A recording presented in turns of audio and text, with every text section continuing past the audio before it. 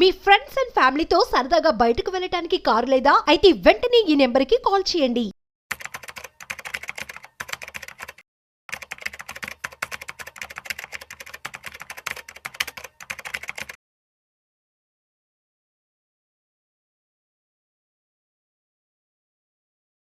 Welcome to Vishnu talks. నేను మీ విష్ణు. ప్రస్తుతం నాతో పాటు NISM అంటే CRISIL certified wealth manager Revanth Chalamala ఉన్నారు. వారితో మాట్లాడదాం. నమస్తే రేవంత్. నమస్తే అండి. రేవంత్ ఎలా ఉన్నారు? All good, thank you. మీరైతే బాగున్నారు, కానీ మార్కెట్స్ అయితే మాత్రం ఏం బాగాలేదు రేవంత్. అవునండి. ఎందుకంటే 2024 సెప్టెంబర్లో market almost 86,000 Sensex all time high చూసింది. అవును.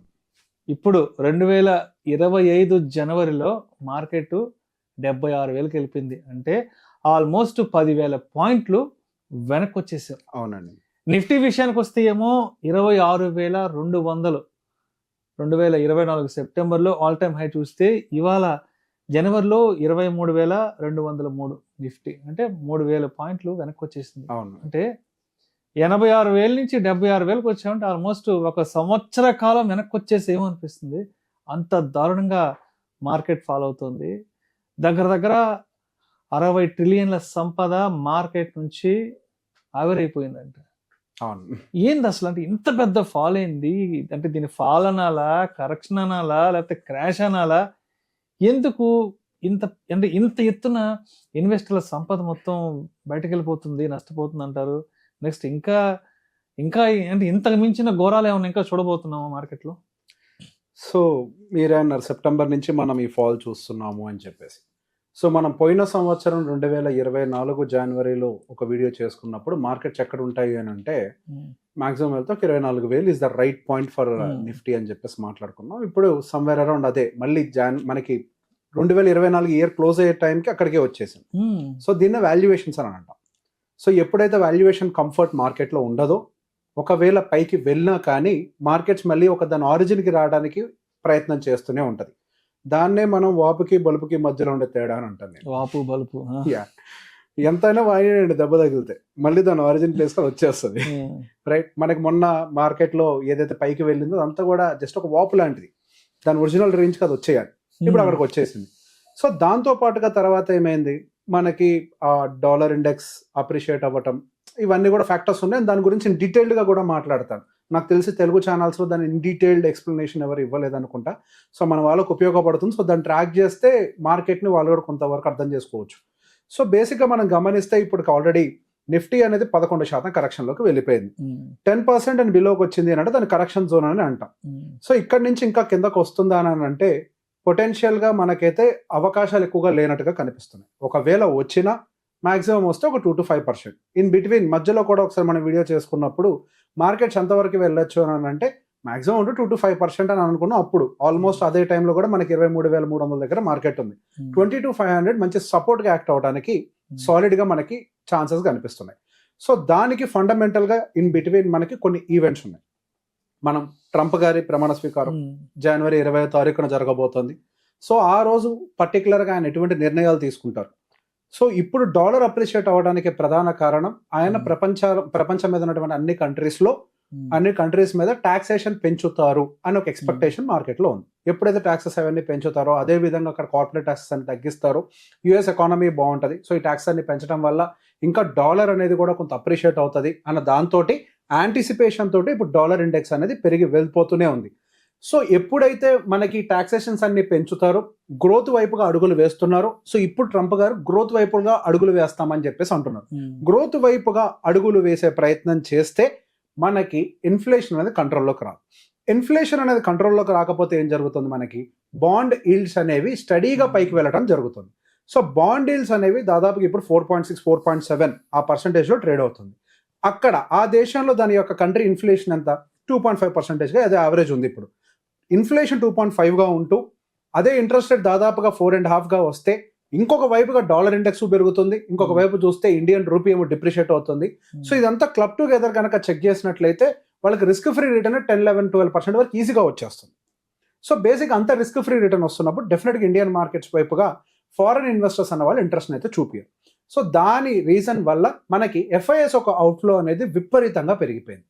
సో ఈ ఎఫ్ఐఎస్ యొక్క అవుట్ఫ్లో ఎప్పుడు ఆగుతుంది అని అంటే మళ్ళీ ఒకసారి ట్రంప్ గారి నిర్ణయాలు అండ్ అదే విధంగా మనకి February 1st రాబోతున్నటువంటి బడ్జెట్ సమావేశాలు వీటిల్లో వచ్చేటువంటి మార్పుల్ని బేస్ చేసుకొని మళ్ళీ ఎఫ్ఐఎస్ ఏమైనా వాళ్ళ ట్రేడ్స్ ని రివర్స్ చేస్తారా అని ఒక దాన్ని మనం అబ్జర్వ్ చేయాలి.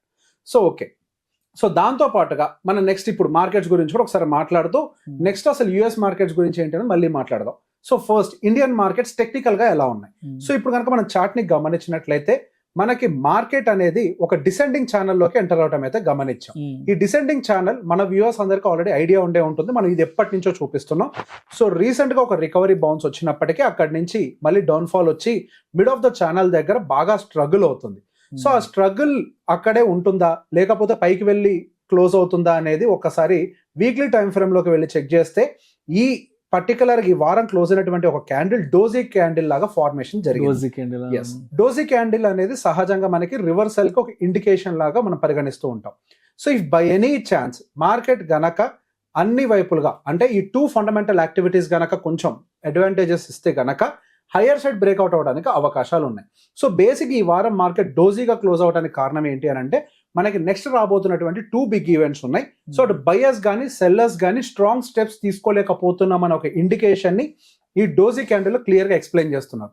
సో రేపు రాబోతున్నటువంటి యాక్టివిటీస్ ని బేస్ చేసుకొని on the either side break జరగడానికి అవకాశం ఉంది. లోవర్ సైడ్ కనుక బ్రేక్ జరిగినట్లయితే మనకి వీక్లీ టైం ఫ్రేమ్ లో ఒక పెద్ద ఛానల్ అనేది ఫార్మేషన్ లో ఉంది. ఇది కూడా మన వాళ్ళందరికీ తెలుసు.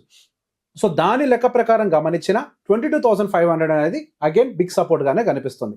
సో వీక్లీ ఛానల్ ప్రకారం అవ్వచ్చు, డైలీ ఛానల్ ప్రకారం అవ్వచ్చు, ఎట్లయినా కానీ 22,500 అనేది ఒక స్ట్రాంగ్ సపోర్ట్ గా మార్కెట్ కి కనిపించే అవకాశాలు ఉన్నాయి. సో కొంతమంది మాట్లాడుకుంటూ ఉంటారు మార్కెట్స్ ఇంకా పడిపోతాయా, మా క్లయింట్స్ అడుగుతున్నారు ఇంకా పడతాయా అని. సో బేసిక్ ఇంతకు ముందు చూసినట్టుగా 20%, 30%, 40% పడటానికి ఇప్పుడైతే ఎక్కువ అవకాశాలు లేవు.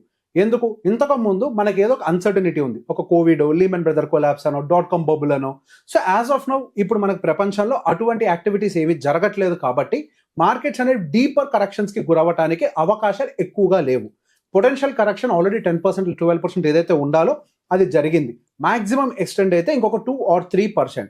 సో దీన్ని నేను పర్టికులర్ గా ఒక బల్క్ బయింగ్ ఆపర్చునిటీ కింద చూస్తూ ఏమన్నా గనక రిజర్వ్ క్యాష్, ఇంతకు ముందు కూడా చెప్పాను మా మ్యూచువల్ ఫండ్ క్లయింట్స్ దగ్గర కూడా చాలా డెప్ట్ ఫండ్స్ రెడీగా ఉన్నాయని. సో ఆ డెప్ట్ బేస్డ్ ఫండ్స్ అన్నింటినీ కూడా ఇప్పుడు బల్క్ బయింగ్ చేయడానికి ఒక మంచి ఆపర్చునిటీ కింద చూస్తున్నాను. సో ఇది నిఫ్టీకి సంబంధించి. సో రీసెంట్ గా గమనిస్తే వన్ కంపేర్ టు నిఫ్టీ మనకి పర్టికులర్ గా mid cap and small cap లో కొంత కరెక్షన్ అనేది యాక్సలరేట్ అయింది. మనకు జనవరిలో కంటే ముందు అంతా కూడా నిఫ్టీలో కరెక్షన్ ఉన్నప్పటికీ మిడ్ అండ్ స్మాల్ క్యాప్ చాలా స్టేబుల్ గా ఉన్నట్టుగా కనిపించింది. కానీ గత లాస్ట్ 1 week 10 days నుంచి అటు మిడ్ అండ్ స్మాల్ క్యాప్ లో కూడా సెల్లింగ్ ఎక్స్టెండ్ అవుతూ అటు మిడ్ క్యాప్ దాదాపుగా 10% అండ్ ఆల్మోస్ట్ స్మాల్ క్యాప్ కూడా 10% వరకు కూడా కరెక్షన్ కి గురైంది. సో బేసిక్ గా మనకు మిడ్ అండ్ స్మాల్ క్యాప్ లో కరెక్షన్ అనేది ఇప్పుడే స్టార్ట్ అయింది అని నేను అనుకుంటున్నాను. అయిపోయిందానంటే ఇంకా నేను అయిపోయినట్టుగా పరిగణించట్లేదు. లార్జ్ క్యాప్ విషయంలోకి వచ్చేసరికి మాత్రం స్టెబిలిటీ రావచ్చు, మిడ్ అండ్ స్మాల్ క్యాప్ లో మాత్రం ఇంకా స్టెబిలిటీ ఉన్నట్టుగా అయితే నా కంటికి ఇంకా కనిపించట్లేదు. దానికి గల ప్రధాన కారణాలు మనకి ఎర్నింగ్స్ అగైన్. సో మనకి ఇప్పుడు వస్తున్నటువంటి క్వార్టర్లీ ఎర్నింగ్స్ ఏవైతే రాబోతున్నాయి ఈ జనవరిలో, ఈ క్వార్టర్లీ ఎర్నింగ్స్ మన మార్కెట్స్ ని ఎక్స్పెక్టేషన్స్ రీచ్ అవ్వవు అనే ఒక ఎక్స్పెక్టేషన్ అయితే నాకు పర్సనల్ గా ఉంది. పర్టికులర్ గా mid and small cap segments అనేవి వాటిని మీట్ కాలేకపోవచ్చు అని. ఒకవేళ అదే నిజమైనట్లయితే మనకి డౌన్ సైడ్ బ్రేక్ అవ్వడానికి ఎక్కువ అవకాశాలు ఉన్నాయి. సో బేసిక్ గా మన వాళ్ళకి ఒక పెద్ద వీక్లీ టైం ఫ్రేమ్ లో కూడా ఒక ఛానల్ ని చూపించాం. ఇవాళ అంటే ఈ వారం అఫీషియల్ గా మనకి ఆ ఛానల్ బ్రేక్ డౌన్ అయిపోయింది. ఎందులో పర్టికులర్ గా స్మాల్ క్యాప్ లో. So it is indicating technically potential weakness in the small cap segment. And మనకి మిడ్ క్యాప్ సెగ్మెంట్ లో కూడా వీక్నెస్ అనేది ఆల్మోస్ట్ కన్ఫర్మ్ అయిపోయింది, ఆ ఛానల్ నుంచి బ్రేక్ డౌన్ అయింది. సో మనకి కనుక నెంబర్స్ డిసప్పాయింట్ చేస్తే మరింత selling mid and cap small caps mega segments లో రావడానికి ఉంది, కానీ లార్జ్ క్యాప్ సెగ్మెంట్ పర్టికులర్ గా మనకి కొంత స్టెబిలైజ్ అవ్వడానికి అవకాశాలు కనిపిస్తున్నాయి. సో ఈ ఎఫ్ఐఎస్ అమ్ముతున్నారు అని చెప్పేసి అంటున్నాం. సో దానికి గల కారణం అందరూ చెప్తున్నారు మనకి రూపీ అప్రిషియేట్ అవుతుంది, రూపీ డిప్రిషియేట్ అవుతుంది, డాలర్ అనేది డాలర్ ఇండెక్స్ అనేది బాగా అప్రిషియేట్ అవుతుంది, రూపీ డిప్రిషియేట్ అవుతుంది అని చెప్తున్నారు. దానికి కొంతమంది పొలిటికల్ సెంటిమెంట్ ఉన్న వాళ్ళు ఏం చెప్తారు, మనకి ఇక్కడ రూపీ డిప్రిషియేట్ అవడం కాదు డాలర్ అప్రిషియేట్ అవుతుంది అని చెప్పేసి రివర్స్ లో చెప్తారు. సో బేసిక్ గా మన ఇండియాలో రూపీయే డిప్రిషియేట్ అవుతుంది అన్న విషయాన్ని నేను ఎవిడెంట్ గా ఒక విషయం చూపించాలనుకుంటున్నాను. సో బేసిక్ ఇప్పుడు ఒకసారి మనం US dollar to Indian rupee conversion గమనించినట్లయితే మనకి యావరేజ్ గా 2001 నుంచి దాదాపుగా 20 years బ్యాక్ అంటే 25 years బ్యాక్ వెళ్తే దాదాపుగా 45 రూపాయలు మనకి యావరేజ్ గా ఉన్నది కాస్త ఈ మనకి 25 సంవత్సరాలు దాదాపుగా 80 రూపాయలు సుమారుగా డబల్ వరకు కూడా మనకి మూవ్మెంట్ అనేది కనిపించింది. ఎందులో అంటే రూపీ డిప్రిషియేట్ అవడంలో దాదాపుగా మనకు 100% డిప్రిషియేట్ అయింది. అదే మనకి సింగపూర్ డాలర్ విషయంలో చూస్తే అవి స్టేబుల్ గా కనిపిస్తున్నాయి. అండ్ అదే విధంగా జపనీస్ యెన్ విషయంలో చూస్తే అది స్టేబుల్ గా ఉంది కంపారిటివ్లీ. అండ్ చైనీస్ అది కూడా కొంతవరకు స్టేబుల్ గా ఉంది. సో బేసిక్ గా మన ఇండియన్ రూపీ అనేది ఎక్కువగా డిప్రిషియేట్ అవుతుంది, కానీ అదర్ కంట్రీస్ ఎస్ అవి కూడా డిప్రిషియేట్ అవుతున్నాయి, బట్ ఇండియన్ రూపీ అనేది ఎక్కువ ఫాస్ట్ గా డిప్రిషియేట్ అవుతుంది. అది డెఫినెట్ గా ఒక మేజర్ కన్సర్న్ కింద మనకి రిఫ్లెక్ట్ అవడానికి అవకాశం ఉంది. సో మనకి డాలర్ అప్రిషియేట్ అవుతుంది కాబట్టి ఇక్కడ మాకు ఈ పర్టికులర్ గా ఈ వీక్నెస్ కనిపిస్తుంది అని చెప్పేసి ఏదో కొంతమంది మాటలు చెప్తూ ఉంటారు. సో ఒక్కసారి డాలర్ ఇండెక్స్ ఎట్లుందో కూడా నేను చూపించే ప్రయత్నం చేస్తాను. డాలర్ ఇండెక్స్ మనకి అదే 2000 somewhere around so dollar index అనేది మనకు దాదాపుగా ఇంతకు ముందు 113 ఆల్రెడీ ప్రీవియస్ గా టచ్ చేసింది. ఇప్పుడు కరెంట్ 109 గా ఉంది. సో ప్రీవియస్ దాంతో 2022 ఆల్రెడీ హైని టచ్ చేసింది. దాంతో కంపేర్ చేస్తే ఇంకా డాలర్ ఇండెక్స్ అనేది 2022 కంటే బిలోనే ఉంది. కానీ మన ఇండియన్ రూపీ ఏం జరిగింది, ఆ 2022తో కంపేర్ చేస్తే మరింత డిప్రిషియేట్ అవుతూ వెళ్ళిపోతుంది. సో బేసిక్ గా మనకి ఇండియన్ రూపీ అనేది ఎక్కువగా డిప్రిషియేట్ అవడం అనేది పెద్ద కన్సర్న్ గా మారింది. దానికి గల కారణాలు ఏంటి? రీసెంట్ గా ఫాస్ట్ గా ఇండియన్ రూపీ డిప్రిషియేట్ అవడానికి ప్రధాన కారణాలు మనకి ఆయిల్ మీద మళ్ళీ శాంక్షన్స్ రావడం, రష్యన్ ఆయిల్ మీద శాంక్షన్స్ రావడం, ఇవన్నీ కూడా అగైన్ ఒకదానికొకటి తోడవటం మనకి ఇదంతా కూడా కొంత వీక్నెస్ అయితే చూపిస్తుంది. దాంతో పాటుగా ఈ FIS అనే వాళ్ళు కూడా విపరీతంగా సెల్లింగ్ చేసుకుంటూ వెళ్ళిపోతున్నారు. ఎక్కడ కూడా అసలు బ్రేక్ లేదు. ఇక్కడ చార్ట్ లో కూడా గమనించినట్లయితే FIS మనకు 2024లో అసలు బయర్స్ కంటే కూడా సెల్లర్స్ గానే ఎక్కువగా ఉన్నారు. మంత్ ఆన్ మంత్ సెల్ చేసుకుంటూ వెళ్తున్నారు. జనవరిలో ఇంకా మనం సగమే కంప్లీట్ అయ్యాం, కానీ ఆల్మోస్ట్ ఇప్పటి వరకు 46,000 కోట్లు సెల్లింగ్ అనేది ఆల్రెడీ జరిగిపోయింది. సో బేసిక్ అమ్మేసి ఖాళీ కూర్చుంటున్నారా, డబ్బులు బయటికి తీసుకెళ్తున్నారు. సో దాని వల్ల కూడా మరింత యాక్సిలరేట్ అవుతుంది మనకి రూపీ డిప్రిషియేట్ అవ్వటం అనేది. సో బేసిక్ ఇదంతా ఎప్పుడు స్టాప్ అవుతుంది అని అంటే అగైన్ ట్రంప్ అండ్ దాని తర్వాత మనకు ఉన్నటువంటి ఫైనాన్స్, సో బడ్జెట్ సమావేశాలు పూర్తయిన తర్వాత ట్రిగ్గర్స్ ఎటువైపు వస్తాయి అనేది ఫిబ్రవరి ఫస్ట్ వీక్ లో మనకు కంప్లీట్ క్లారిటీ రావచ్చు. ఒక ట్రిగ్గర్ రావడానికి అవకాశం ఉంది. ఒక వారం తర్వాత మార్కెట్ డైరెక్షన్ తీసుకోదు. ఫాల్ ఆగాల, ఫాల్ ఎక్స్టెండ్ అవ్వాలా అనేది మాత్రమే డిసైడ్ అవుతుంది. పైకి మార్కెట్ మూవ్ అవ్వాలంటే మాత్రం నా ఎక్స్పెక్టేషన్ ఇంకొక 6 నెలల పాటు మనం వెయిట్ చేయాల్సిందే. ఎస్, మన ప్రాపర్ అప్ సైడ్ బ్రేక్ అయ్యి ఏదైనా వెళ్ళాలంటే 6 months we have to wait. అంతకు మించి అప్ సైడ్ బ్రేక్ అవడానికి పొటెన్షియాలిటీ కనిపించదు బికాస్ ఆఫ్ ద నెంబర్స్ అన్ని వీక్ గా వస్తున్నాయి, కంపెనీ నెంబర్స్. సో మొత్తానికి ఇంకొక 6 months వరకు కంప్లీట్ క్లారిటీ వచ్చే అవకాశం లేదంటారా? లేదండి, మనకి మార్కెట్ హైయర్ సైడ్ బ్రేక్ అవ్వడానికి కంపెనీ నెంబర్ స్ట్రాంగ్ అయితే డెఫినెట్ గా మనకి మన స్టాక్ మార్కెట్ అనేది పైకి వెళ్ళడానికి అవకాశం ఉంటుంది. సో రీసెంట్ గా వస్తుంది నిన్న ఇవాళ యాక్సిస్ బ్యాంక్ ఒక రకంగా ఈరోజు మార్కెట్ కి ఫాలో అవడానికి కారణం యాక్సిస్ బ్యాంక్ ఒక రిజల్ట్ మార్కెట్ ని సాటిస్ఫై చేయలేదు. ఓకే అన్నట్టుగా వచ్చింది అనుకుంటున్నారు, కాకపోతే ఎర్నింగ్స్ పర్ షేర్ అనేది వాళ్ళ ఫోర్కాస్ట్ యావరేజ్ CAGR కంటే తక్కువ ఉంది. సో అది ఇంపాక్ట్ చేయబోతుంది. అంటే వాళ్ళ నెంబర్స్ వీక్ గా ఉంటాయి అనేది వాళ్ళు ఫోర్కాస్ట్ చేయడం వల్ల అన్ని కూడా వీక్ అయిపోతున్నాయి. ఎస్, రిలయన్స్ అనేది కొంతవరకు బెటర్ గా ఇవ్వడం వల్ల మార్కెట్ స్టేబుల్ గా ఉంది, కానీ రిలయన్స్ రిజల్ట్ కూడా ఇంకా వర్స్ట్ వచ్చి ఉంటే we would have seen the worst day to day. ఇంకా మొత్తానికి మండేకి ఎలా ఉండే అవకాశం ఉంది అంటారు? నెక్స్ట్ 2 days కి ఇప్పుడు మనం వీకెండ్ లో ఉన్నాం కాబట్టి సో నెక్స్ట్ వారం మనకి మంగళవారం వరకు ఎలా ఉండొచ్చు, ఒక 2 రోజుల వరకు చెప్పగలుగుతాము.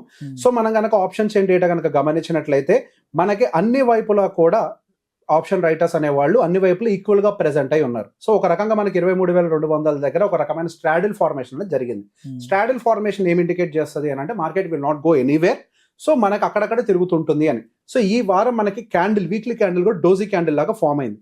సో మోస్ట్ ప్రాబబ్లీ మనకు next week candle inside candle form అవడానికి కొంతవరకు అవకాశాలు ఉన్నాయి అనేది యాజ్ ఆఫ్ నో దీని ప్రకారం అర్థం అవుతుంది. అదే విధంగా ఒక వీక్లీయే కాకుండా మనం నెక్స్ట్ మల్టిపుల్ ఎక్స్పైరీస్ కనుక యాడ్ చేసి చూసినట్లయితే దాని ప్రకారం కూడా మనకి 23,000 అనేది చాలా స్ట్రాంగ్ సపోర్ట్ గా ఉంటూ 23,500 రెసిస్టెన్స్ గా యాక్ట్ అవ్వడానికి పాసిబిలిటీ ఉన్నట్టుగా కనిపిస్తుంది. సో యాజ్ ఐ సెడ్ ఆ డోజీ క్యాండిల్ ఏదైతే ఉందో దాన్ని ఎటు బ్రేక్ చేయకపోవచ్చు అనేది యాజ్ ఆఫ్ నో మనకు కనిపిస్తుంది data. Thank you so much Revanth. Thank you అండి.